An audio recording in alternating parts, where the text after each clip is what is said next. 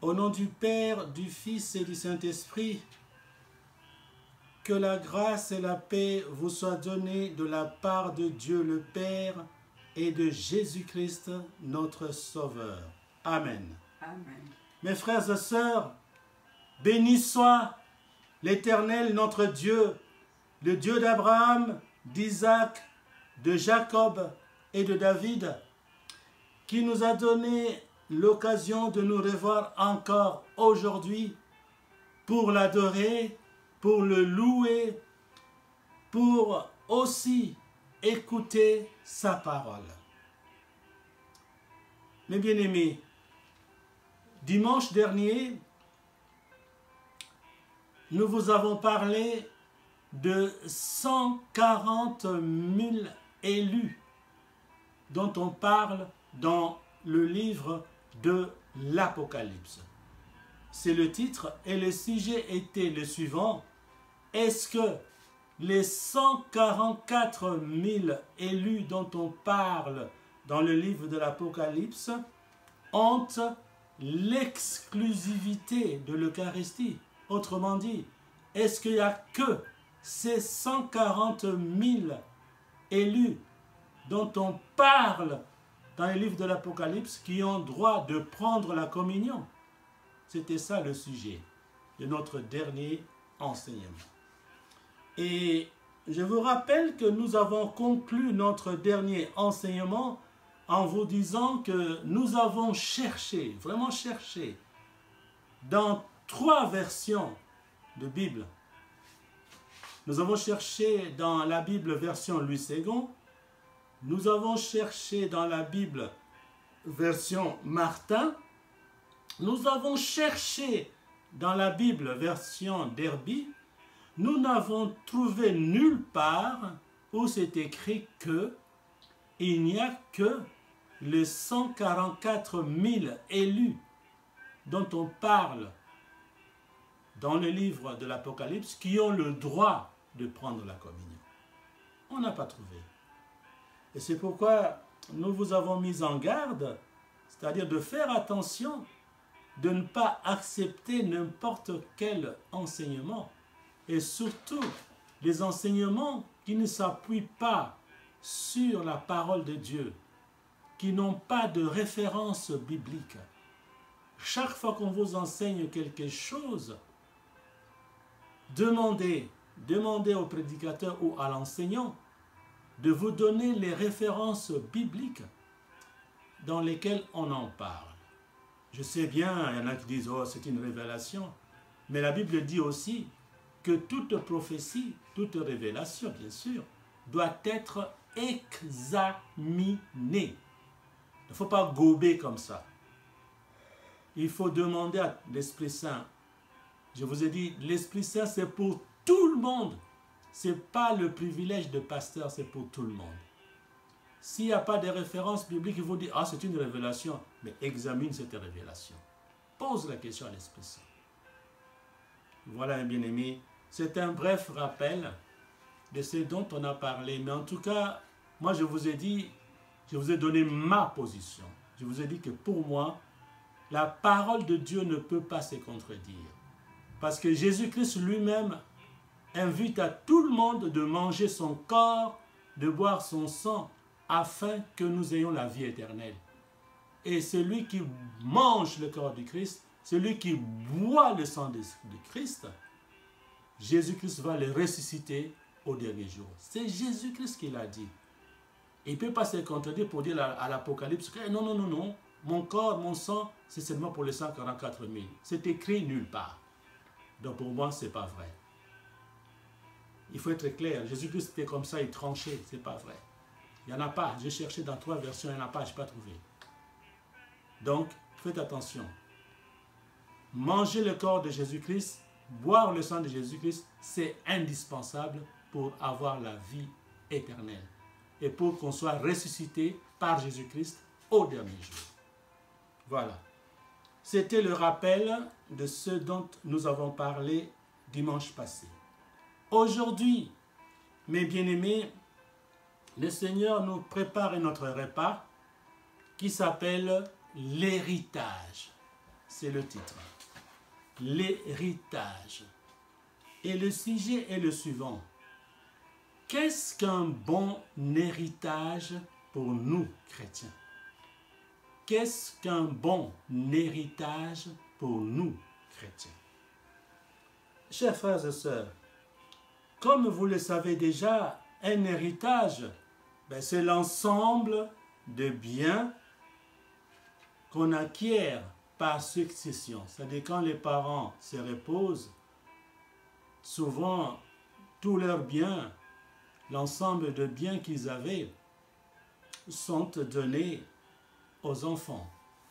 S'ils ont été en bon terme, parce qu'on peut déshériter. Ok? C'est ça l'héritage. C'est que le parent laisse ou ce qu'une personne donne, laisse à une autre personne. Tous ces biens-là, laissés par une personne qui est partie, qui est décédée, c'est ce qu'on appelle héritage. Et lorsque les enfants ont acquis des biens de grande valeur, par succession bien sûr, on dit que ces enfants ont eu un bon héritage. Ah, ces enfants-là, oh là là, leurs parents, ils leur ont laissé vraiment beaucoup de choses. Ils ont eu un bon héritage. Cette façon de penser, n'est-ce pas mes frères et sœurs, c'est la pensée des humains en général. Okay? Pour nous chrétiens, qu'est-ce qu'un bon héritage? Pour nous chrétiens, pas comme tout le monde, pas comme monsieur tout le monde, pour nous chrétiens, qu'est-ce qu'un bon héritage? C'est notre question du jour. C'est à cette question que nous allons répondre aujourd'hui. Bien-aimés, pour répondre à cette question, nous allons utiliser une parabole que l'Esprit Saint nous a donnée. Cette parabole, c'est la parabole de deux frères riches. La parabole de deux frères riches. Suivez-moi attentivement, concentrez-vous, rentrez dans l'Esprit Saint et suivez-moi. Alors, deux frères riches, ils avaient beaucoup de biens, les deux frères. Vous savez, il y a toujours un grand frère et un petit frère. Même les jumeaux, il y a celui qui sort le premier, c'est le grand frère. L'Ensimba, comme on dit en RDC. Et l'Enzouzi, c'est le petit frère. Donc, ce sont deux frères jumeaux. Le grand frère avait deux fils. Et son petit frère avait une fille et un fils. Je reprends. Le grand frère avait deux fils et le petit frère avait une fille et un fils. Le grand frère a élevé ses deux fils en leur inculquant les valeurs du monde. Ça, c'est le grand frère. Pour lui, pour bien élever ses enfants, il a choisi de leur transmettre les valeurs du monde, les valeurs du monde moderne. Quelles sont ces valeurs? Premièrement, il a dit à ses fils, mais il faut être compétitif. Donc la compétitivité, ok? C'est-à-dire affronter la concurrence avec toujours des chances de succès. Il faut toujours gagner. La compétitivité. Voilà, il faut être vraiment. Ça, c'est la première valeur qu'il a transmise à ses enfants. Deuxième valeur, la suprématie ou la supériorité, c'est-à-dire être toujours au-dessus des autres. Ok, mes fils, hein, vous deux là, il faut faire tout pour être au-dessus des autres. Deuxième valeur. Ensuite, il leur dit, mais dans la vie, il faut être égocentriste, c'est-à-dire l'égocentrisme. C'est-à-dire ramener tout à soi-même ou se sentir le centre du monde. Il n'y a que moi. Ok? Ça, c'est l'égocentrique. Il n'y a que moi. Le centre du monde. Et il leur dit aussi, mes fils, écoutez, dans la vie, il faut se faire plaisir. Ok? C'est-à-dire faire plaisir à votre corps, à votre chair, au maximum. Exemple, aller dans le boîte de nuit, boire de l'alcool, danser, sortir avec des filles, etc., etc. Donc il faut vous faire plaisir. Et il leur dit aussi, écoutez, dans la vie, il ne faut pas être altruiste. Donner, donner, donner, pourquoi? Et chacun doit se débrouiller, donc il faut être égoïste. Si tu veux réussir dans la vie, il faut être égoïste. C'est-à-dire privilégier son intérêt propre aux dépens du reste du monde. Ok? Donc il faut te dire, tant que moi je suis bien, ben, je m'en fous de la situation des autres. C'est ça l'égoïsme. Le papa leur dit ça, il dit que vous vous en foutez des autres. Tant que toi tu es bien, tu ne te soucies pas des autres. Regarde ton intérêt toujours. Toujours ton intérêt. Les autres, on s'en fout. Et dernière valeur, il leur dit, oh là là, la religion, ne perdez pas votre temps avec la religion. Ok? Vous devez travailler, travailler, chercher l'argent, avoir beaucoup d'argent. Quand vous aurez beaucoup d'argent, vous verrez, Dieu ne servira plus à rien. Parce que vous avez beaucoup d'argent. N'est-ce pas? Même le dimanche, il faut travailler, il faut chercher l'argent. Parce que c'est l'argent qui donne tout, la liberté, etc.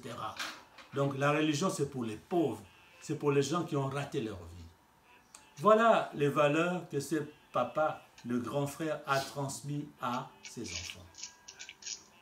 Mais écoutez ce qui va suivre. Quand le grand frère est mort, donc celui qui a transmis les valeurs mondaines à ses enfants, quand il est mort, il a laissé beaucoup de biens à ses deux fils parce qu'il était riche, c'est normal. Mais qu'est-ce qui s'est passé après sa mort? Quelques jours après sa mort, ses deux fils, mais ils se sont déchirés. La guerre a éclaté entre les deux fils parce que l'un est devenu le concurrent de l'autre. C'est ce qu'il a dit, compétitivité et la concurrence. L'un est devenu le concurrent de l'autre. C'est la première valeur que leur papa leur a transmise, la concurrence. Ensuite, l'un voulait être au-dessus de l'autre. C'est ça, la suprématie. Le grand frère voulait être au-dessus du petit frère et le petit frère voulait être au-dessus du grand frère. C'est ce que leur père leur a enseigné.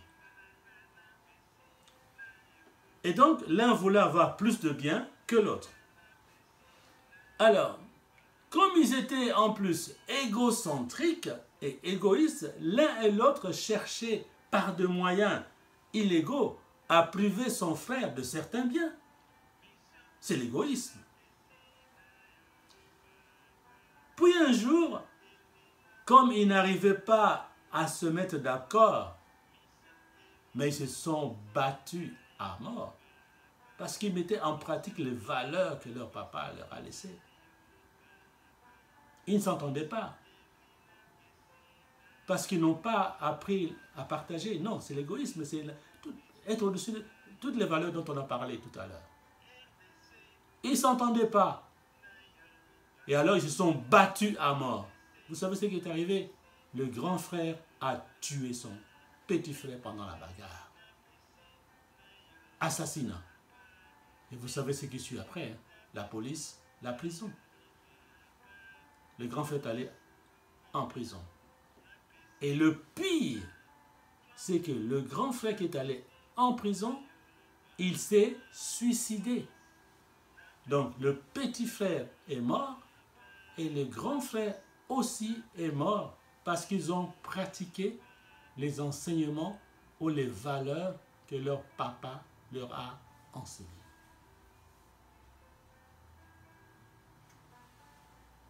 Alors, à l'opposé, par contre, pour le petit frère, parce que, rappelez-vous, deux frères, petit frère, grand frère. Le grand frère a enseigné les valeurs du monde, tandis que le petit frère, lui, qui avait une fille et un garçon, Il a élevé ses enfants en leur inculquant des valeurs spirituelles. Exemple, l'amour de Dieu. Il a dit à ses enfants, mes enfants, attention, attention, attention. Dans la vie, il ne faut pas faire quelque chose sans Dieu. Tout ce que tu projettes, tout ce que tu fais, il faut le faire avec l'accord de Dieu. Il faut demander d'abord à Dieu s'il est d'accord que tu fasses ou pas. Il faut toujours associer Dieu dans tout ce que vous faites. C'est ça l'amour de Dieu. Première valeur. Deuxième valeur, il a dit, il faut aimer ton prochain. Qu'il soit bon, mauvais, méchant, gentil, il faut aimer tout le monde. Troisième valeur, l'entraide. Il ne faut pas laisser ton frère, ta soeur en difficulté. Quand une personne est en difficulté, il faut l'aider. Autre valeur, le partage. Il ne faut pas être égoïste. Quand quelqu'un n'a pas de pain, toi tu as un pain, mais donne-lui un morceau. Ensuite, l'humilité. Il ne faut pas être la suprématie, le centre du monde, cacaillot. Non, non, non, non, non, non. Il faut être humble pour profiter du savoir des autres. Parce que quand tu crois tout savoir, on ne te dira rien. Et tu resteras pauvre. Tu resteras dans l'ignorance. Il faut être humble. Et ensuite, le travail honnête. Parce que tout le monde doit avoir son pain avec la sueur de son front. Et il a transmis que de bonnes valeurs à ses enfants. À sa fille et à son fils. Et vous savez ce qui est arrivé après la mort de ce petit frère? Quand il est mort, il était riche lui aussi, hein?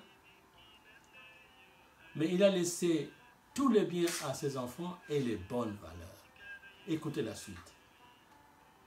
Comme ses enfants avaient l'Esprit de Dieu dans leur cœur, ils n'ont eu aucun souci pour les biens qu'ils ont acquis par succession. Ils n'ont eu aucun souci avec l'héritage de leur père. La fille voulait donner plus de biens à son frère. Écoutez, la fille voulait donner plus de biens à son frère parce que selon elle, il pensait que mon frère, comme il sera responsable d'une grande famille peut-être, donc il aura besoin de beaucoup de biens, beaucoup d'argent pour aider les membres de sa famille. Et le garçon de son côté, dans sa chambre, il réfléchit, je vais donner plus de biens à ma soeur parce que elle aussi, elle aura beaucoup d'enfants. Hein. Les enfants, c'est compliqué. Hein. Pour faire tout ça, le ménage, tout ça, il aura besoin d'embaucher des personnes. Non, non, je vais donner plus de biens à ma soeur.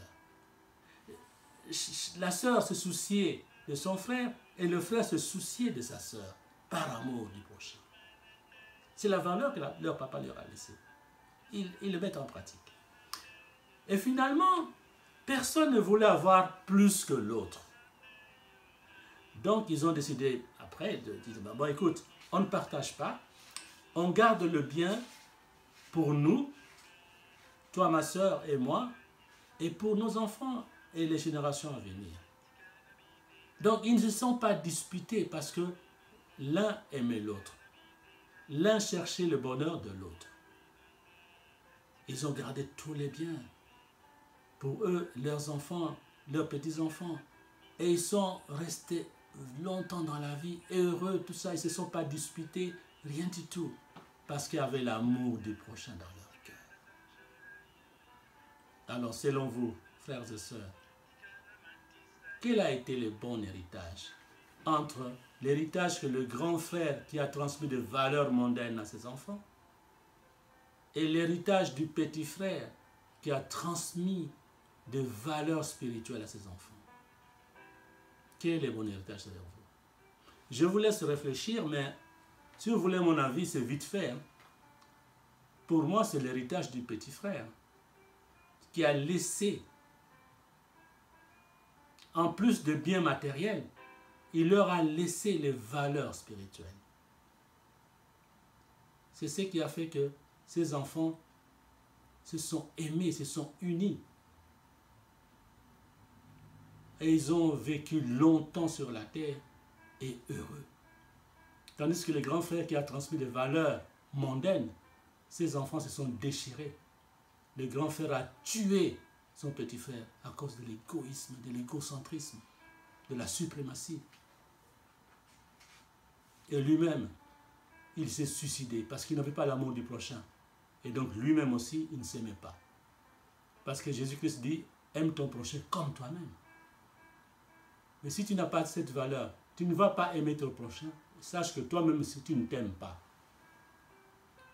Et il s'est suicidé. Mes frères et sœurs, c'est ce que justement notre Seigneur nous demande. Notre Seigneur nous a laissé un véritable héritage. Il nous a laissé un véritable héritage. Seigneur Jésus, il était ici-bas. Il a vécu avec nous.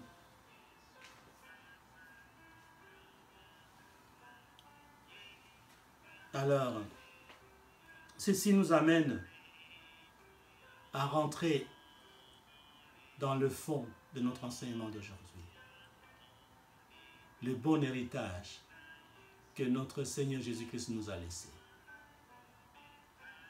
Ce bon héritage est écrit dans l'évangile de Matthieu au chapitre 28, versets 19 et 20a, c'est-à-dire le verset 20, la première partie du verset 20. Je répète, compte tenu de la parabole dont nous avons parlé, les grands frères et les petits frères, je vous dis, ce que le petit frère a fait transmettre des valeurs spirituelles, c'est ce que Jésus-Christ, notre Seigneur et Sauveur, a fait pour nous.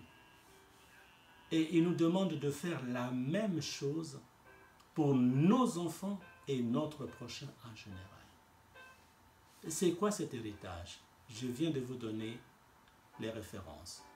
Je répète, Matthieu, chapitre 28, versets 19 et 20a. Ce sont des versets que nous connaissons tous parce que nous les utilisons souvent. Mais comme d'habitude, je vous dis, il faut lire la Bible avec le Saint-Esprit. Alors, nous allons lire la parole de Dieu. Matthieu, chapitre 28, versets 19-20a. C'est Jésus-Christ qui parle. Il nous dit, allez, faites de toutes les nations des disciples, les baptisant au nom du Père, du Fils et du Saint-Esprit. Et, écoutez, et enseignez-leur à observer tout ce que je vous ai prescrit.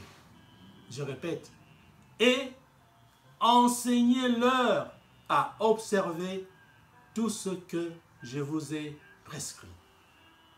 Fin de la lecture.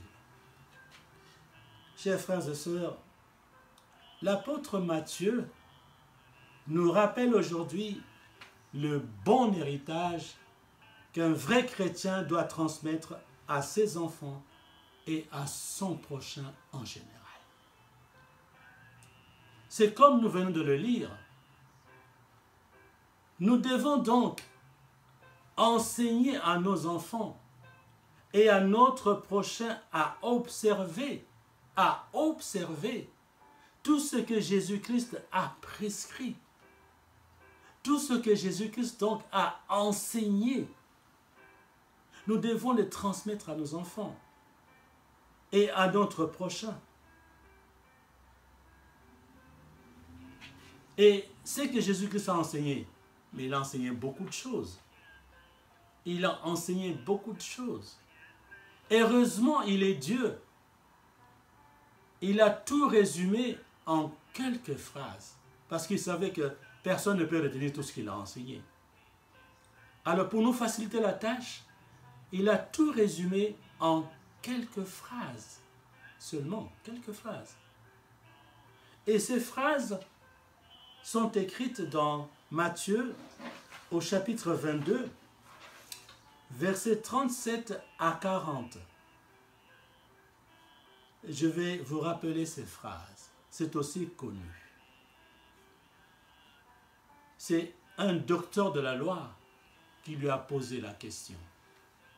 Et Jésus lui a répondu. Parce qu'il voulait savoir le plus grand commandement. C'est pourquoi j'ai dit que vous le savez. Quel est le plus grand commandement? Alors Jésus lui répond dans Matthieu au chapitre 22, versets 37 à 40, je cite. Jésus lui répondit, « Tu aimeras le Seigneur, ton Dieu, de tout ton cœur, de toute ton âme et de toute ta pensée. Tu aimeras le Seigneur Dieu, ton Dieu, l'Éternel, de tout ton cœur, de toute ton âme. » Je reprends. Première chose à faire, à transmettre aux enfants, leur dire ce que Jésus vient de dire. Tu aimeras le Seigneur ton Dieu de tout ton cœur d'abord. Donc dans ton cœur, il n'y a pas de place pour Satan, pour le diable, pour les mauvaises pensées, pour l'alcool, pour la prostitution, l'impudicité, le vol, tout ce qui est mauvais. Pas de place dans ton cœur, ni dans ton âme. Mais même dans ta pensée, parce que le péché commence par la pensée. Il faut contrôler la pensée. Il ne faut pas laisser une mauvaise pensée prendre des racines dans ton cœur ou dans ton âme. Parce que le péché commence par là. C'est ce que ça veut dire. Aimer Dieu de tout ton cœur, de toute ton âme, de toute ta pensée. Ton cœur doit être propre, ton âme doit être propre, parce que le sentiment, c'est dans l'âme. Kolula, c'est dans l'âme. Kofole, dans l'âme. Kofinga, dans l'âme. Kosilika, dans l'âme. Koina, dans l'âme.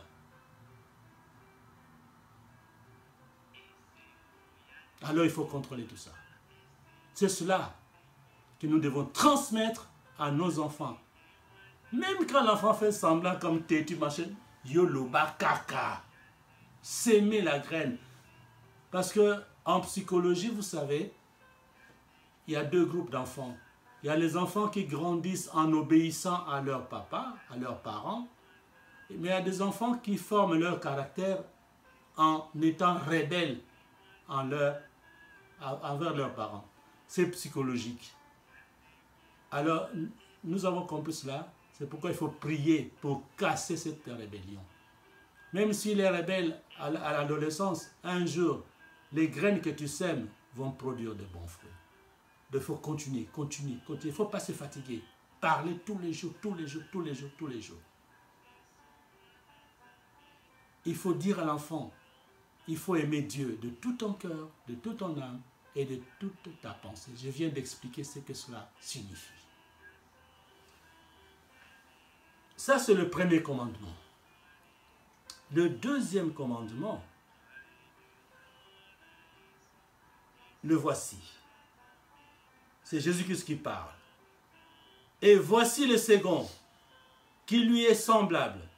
Tu aimeras ton prochain comme toi-même. Ça veut dire quoi? Vous le savez. C'est que toi, tu ne veux pas qu'on te fasse. Il ne faut pas le faire à l'autre. Tout simplement. Par contre, ce que toi tu aimes qu'on te fasse, fais-le à l'autre. C'est ça, aimer son prochain. Mes frères et sœurs, si tout le monde faisait ça, il n'y aurait pas de guerre ici-bas. Il n'y aurait pas d'occupation comme les occupations qui se passent dans beaucoup de pays. Il n'y aurait pas de pillage comme certains pays qu'on pille. Il n'y aurait pas eu l'esclavagisme. Non, il n'y aurait pas d'esclaves. Non. Parce que chacun de nous aimera l'autre comme lui-même. Tu ne peux pas te faire du mal toi-même. Donc tu ne feras pas du mal à l'autre. Jésus nous a donné la clé, les bonnes valeurs, le bon héritage. C'est ça le bon héritage que Jésus nous a donné. Aimer Dieu et aimer son prochain comme soi-même. Souvent on dit, oh, mais Dieu il est où? Pourquoi toutes ces misères, tous ces malheurs, pourquoi ça ne va pas? Mais parce que nous ne pratiquons pas la parole de Dieu. Il nous a laissé un bon héritage. Aimer Dieu, aimer son prochain comme nous-mêmes. Nous ne le faisons pas, soyons francs. Beaucoup ne le font pas. C'est pour vous voyez qu'il y a des problèmes. Il y en a qui ont des milliards et des milliards. Rappelez-vous de la parabole que j'ai utilisée. Comme ils sont égoïstes, il y a des gens qui meurent de faim dans certains pays. Lui, il a des milliards et des milliards. Mais il ne regarde même pas les autres. Au contraire, il va dans ces pays pauvres pour piller encore. Alors qu'il a des milliards. Vous êtes au courant de ça, non? Vous êtes au courant de ça? Est-ce que c'est la faute de Dieu, ça? Non, non, non, non, non. Ce n'est pas la faute de Dieu. C'est la faute des humains parce que nous sommes égoïstes, égocentriques. La suprématie est toujours au-dessus des autres. Vouloir tout acheter, prendre tout et ne rien laisser aux autres. Ce n'est pas la faute de Dieu. Dieu, lui, nous demande de l'aimer et d'aimer notre prochain comme nous-mêmes. Et Jésus-Christ finit en disant, de ces deux commandements dépendent toute la loi et les prophètes. Ça veut dire quoi? Ça veut dire que si j'aime Dieu de tout mon cœur, de toute mon âme, l'âme est dans le sang, et de toute ma pensée, en faisant cela, je vais obéir à toute la loi, aux 10 commandements. C'est-à-dire, je vais aimer Dieu. Les dimanches, je n'irai pas ailleurs, j'irai à l'église. Les noms de Dieu, je les respecterai. Je ne veux pas adorer d'autres dieux que Yahweh. Ça, c'est aimer Dieu. Ensuite, honore tes parents, tout ça, etc., jusqu'à la fin. Ça, c'est aimer son prochain comme soi-même. Parce que si tu aimes tes parents, tu vas les honorer. Si tu aimes ton prochain, tu ne vas pas les voler. Si tu aimes ton prochain, tu ne vas pas envier sa femme. Si tu aimes ton prochain, tu ne vas pas envier ce qu'il a comme bien, sa maison, sa voiture, etc. Si tu aimes ton prochain, tu ne vas pas faire de faux témoignages, etc., etc. Vous voyez? Donc, les 2 commandements, aimer Dieu, aimer son prochain comme soi-même, résument les 10 commandements. Quand tu obéis à ces deux commandements que Jésus a donnés, tu obéis à toute la loi. Et tu obéis aussi et tu pratiques aussi tout ce que les prophètes ont enseigné. Et voilà, c'est ça le bon héritage que nous devons transmettre à nos enfants et à notre prochain. Notre prochain, c'est qui? C'est ton voisin d'immeuble. C'est la personne qui travaille avec toi. C'est la personne que tu croises dans le bus. C'est la personne que tu croises dans les trains. Bref, c'est la personne que tu croises dans ta vie. C'est ça le prochain. Il faut chercher une occasion pour lui transmettre le bon héritage que Jésus-Christ nous a laissé. Quel héritage? Aimer Dieu, aimer son prochain comme soi-même. C'est ce que nous devons transmettre. C'est ce qui est le bon héritage pour nous chrétiens. Parce que tu peux laisser 10 maisons, 20 maisons, 20 voitures, 15, je ne sais pas moi quoi, à tes enfants. Rappelez-vous de la parabole. Si ces enfants n'ont pas l'Esprit de Dieu dans leur cœur, si ces enfants n'aiment pas Dieu, n'aiment pas leur prochain comme eux-mêmes, quels que soient les biens que tu vas leur laisser, ça va s'écrouler comme un château de cartes. Ils vont commettre des bêtises sur bêtises. Ça se voit souvent. On a beaucoup d'exemples. Le papa était riche et il gérait bien son entreprise. Mais quand les enfants prennent l'entreprise, souvent c'est où? Quelques années seulement. Tout tombe. Tout s'écroule.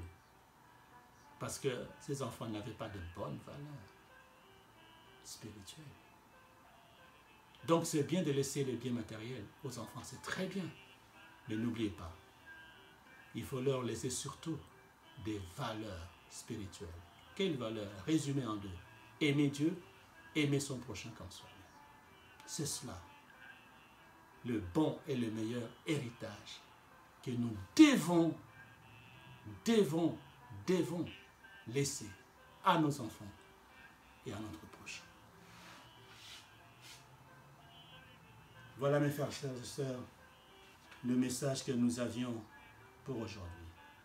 Et donc pour finir, mes bien-aimés, nous venons de vous parler, nous venons de vous parler de l'héritage et principalement du bon héritage que notre Seigneur et Sauveur Jésus-Christ nous a laissé et qu'il nous demande de transmettre. C'est pourquoi je dis toujours, ces enseignements que nous recevons dans la mission EVI, il faut les propager, il faut les partager. Les vidéos que nous mettons dans notre plateforme, partagez. J'ai vu dernièrement sur Facebook, il y a un frère, je ne veux pas citer, il est là parmi nous. Il a partagé notre enseignement sur le discernement. Sans le discernement, l'âme est perdue d'avance. J'ai vu ce frère, il a partagé. Merci frère. Jésus-Christ a noté. Faites pareil. Beaucoup de gens ont besoin d'avoir le salut. Jésus nous demande ça. Faites de toutes les nations mes disciples. Mais la question, comment faire de toutes les nations des disciples? La réponse, nous venons de la voir.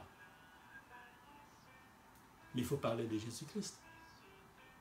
Il faut témoigner Jésus-Christ. Comment témoigner Jésus-Christ? Mais ce qu'il a fait dans ta vie, ce qu'il a fait dans la mission EVI, nous avons beaucoup d'exemples. Ce qu'il a fait dans l'église où tu étais avant. Un jour, on était en vacances en Belgique et on mangeait à table.